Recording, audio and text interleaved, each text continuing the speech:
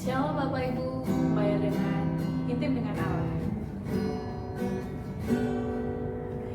Hidupku menggenapi firman-Mu, ada mujizat sertai tiap langkahku. Kau bersamaku di dalamku,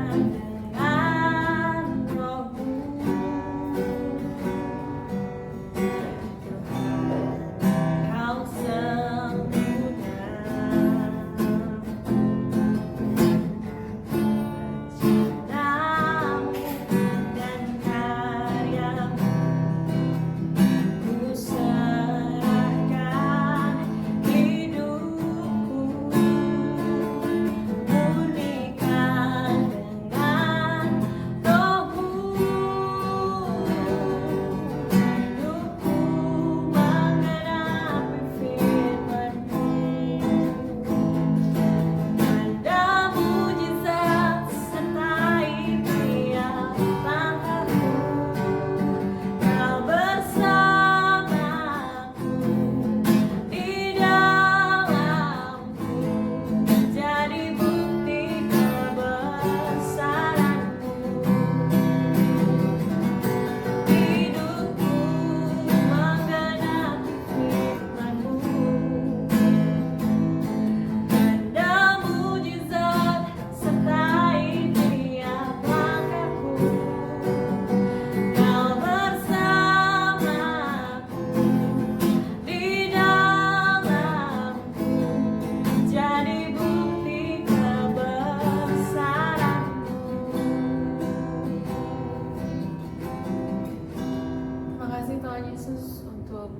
penyertaan-Mu Yesus. Terima kasih untuk mujizat-Mu yang selalu setiap kali melingkupi Tuhan di setiap langkah kami.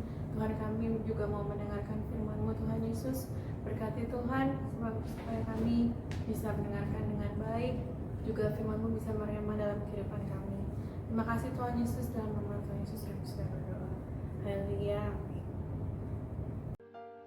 Shalom, kita berjumpa kembali hari ini hari Senin, tanggal 19 Juni 2023. Pembacaan Alkitab kita hari ini diambil dari Pengkhotbah pasal 1 sampai pasal yang ke-6. 1, 2, 3, 4, 5, 6. Tema renungan kita hari ini adalah hidup di luar Allah. Kita fokus kepada Pengkhotbah pasal yang ke-6 ayat yang ke-6. Dikatakan, biarpun ia hidup 2 kali 1000 tahun, kalau ia tidak menikmati kesenangan, bukankah segala sesuatu menuju satu tempat? Pengkhotbah berpadanan dengan kata Ibrani kohelet, yang berarti seorang yang mengumpulkan. Penulis dari kitab ini disebutkan dalam pasal 1 ayat 1, yakni anak Daud dan raja di Yerusalem. Kita tahu bahwa anak Daud yang menjadi raja adalah Salomo, dan Salomo adalah raja yang terkenal dengan hikmatnya. Meskipun ada banyak teolog yang berpendapat bahwa penulisnya bukanlah Salomo, dengan alasan bahasa Ibrani yang dipakai adalah bahasa dari beberapa abad setelah Salomo, dan ada pemakaian kata-kata Persia yang ketika Raja Salomo belum lazim digunakan. Namun demikian, sumber tulisan kemungkinan besar diyakini berasal dari Raja Salomo. Kitab ini berbicara tentang upaya menemukan makna hidup. Penulis melihat dari sudut pandang manusia bahwa hidup ini syarat dengan kontradiksi dan misteri. Kitab ini syarat dengan kata kesia-siaan atau sia-sia. Bahkan di awal kitab ini di ayat 2 dituliskan kesia-siaan belaka dan segala sesuatu adalah sia-sia. Tetapi pada akhirnya penulis menemukan hal yang sangat penting yang ia simpulkan di pasal 12 ayat 12 adalah takutlah akan Allah dan berpeganglah pada perintah-perintahnya.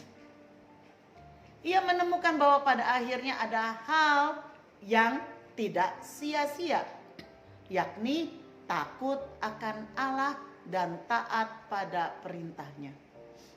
Saudara, manusia seringkali mengejar apa yang diinginkan hatinya, tetapi ia tidak menyadari bahwa segala sesuatu di bawah kolong langit ini tidak ada yang abadi. Sebab itu mengejar apa yang tidak abadi disebutkan sebagai kesia-siaan atau usaha menjaring angin dalam pasal 1 ayat 14. Inilah hidup di luar Allah. Hidup yang hanya senang sesaat tetapi akhirnya menuju kebinasaan. Dari kitab Amsal, dari kitab Pengkhotbah, kita menemukan cara-cara hidup di luar Allah. Yang pertama, bekerja keras mencari uang tanpa Tuhan. Di dalam Pengkhotbah 1 ayat yang ketiga. Yang kedua, cara-cara hidup di luar Allah, mengejar pengetahuan dan hikmat dunia. Di pasal 2 ayat 3. Yang ketiga, mengejar kesenangan dunia. Di pasal 2 ayat 1. Yang keempat, mencari kebahagiaan dengan banyak harta. Di pasal 2 ayat 7 sampai 8. Yang kelima, mencari kebahagiaan dengan seks. Di pasal 2 ayat 8. Yang keenam, mencari kenikmatan mata. Pasal 2 ayat 10. Yang ketujuh, mengejar kekayaan dan cinta uang. Pasal 2 ayat 4 sampai 7. Pasal 5 ayat 9 sampai 13. Yang kedelapan, mencari kebahagiaan dengan popularitas. Pasal 2 ayat 9. Yang kesembilan, memahami kematian adalah akhir segalanya. Pasal 2 ayat 16. Yang ke-10, melakukan ketidakadilan. Pasal 3 ayat 16. Yang ke-11, sikap iri hati terhadap orang lain. Pasal 4 ayat 4. Yang ke-12, serakah dan tidak pernah puas. Pasal 4 ayat 7 sampai 8. Yang ke-13, hidup hanya untuk diri sendiri. Pasal 4 ayat 10. Yang ke-14, orang yang bodoh yang tidak mau menerima nasihat. Pasal 4 ayat 13. Yang ke-15, hati yang mendua, beribadah tetapi tetap berbuat jahat. Pasal 5 ayat 1. Yang ke-16, ucapan-ucapan bodoh tanpa hikmat. Pasal 5 ayat 2 sampai 5. Yang ke-17, hidup yang tidak berdampak. Pasal 5 ayat 14. Yang ke-18, kaya tetapi tidak dapat menikmati hidup. Pasal 6 ayat 2. Yang ke-19, hidup menuruti nafsu. Pasal 6 ayat yang ke-9. Semua hal-hal tersebut Pengkhotbah mengatakan adalah kesia-siaan. Hidup di luar Allah adalah hidup yang menyedihkan, seperti usaha menjaring angin. Tidak ada hasil dari jerih lelahnya. Pengkhotbah mengatakan dalam pasal 5 ayat 14, hanya seperti seorang yang keluar dari kandungan ibunya dengan telanjang, demikian juga ia akan pergi telanjang. Ia tidak akan dapat membawa apapun yang telah diperolehnya dengan susah payah selama ia hidup di dunia. Inilah akhir dari hidup orang-orang di luar Allah. Hal yang sama pernah Yesus katakan, perumpamaan tentang seorang kaya yang menimbun harta sebanyak-banyaknya, yang dengan sombong berkata, jiwaku ada padamu banyak barang, tertimbun untuk bertahun-tahun lamanya. Beristirahatlah, makanlah, minumlah, dan bersenang-senanglah. Itu kita bisa baca dalam Lukas 12 ayat 19. Tetapi firman Allah berkata kepadanya, "Hai engkau orang bodoh, pada malam ini juga jiwamu akan diambil daripadamu. Dan apa yang telah kau sediakan untuk siapakah itu nanti?" Lukas 12 ayat 20. Yesus menyebut orang demikian adalah orang yang bodoh. Pengkhotbah menyebutnya sia-sia.